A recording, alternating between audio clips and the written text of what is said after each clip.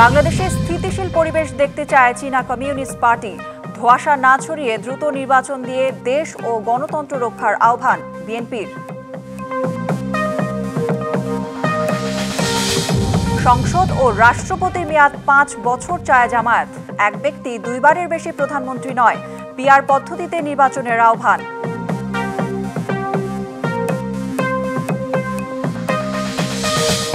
Devil hunt সাঁড়াশি অভিযানেও উদ্ধার হয়নি লুট হওয়া 24% অস্ত্র। সন্ত্রাসীদের হাতে পড়লে আইনশৃঙ্খলা পরিস্থিতির বড় অবনতির শঙ্কা।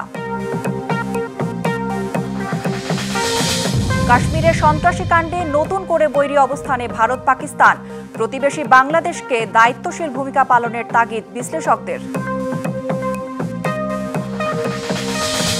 পাওয়ার গ্রিডে বিপর্যয়ে খুলনা অঞ্চলে 3.5 ঘণ্টা বন্ধ থাকে বিদ্যুৎ সরবরাহ।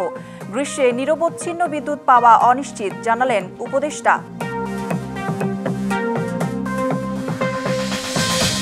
এবং রোমের সান্তা মারিয়া মেজিওরে ব্যাসিলিকায় সমাহিত পোপ ফ্রান্সিস। শেষকৃত্যে ভ্যাটিকানে হাজির হন বিশ্ব নেতারা।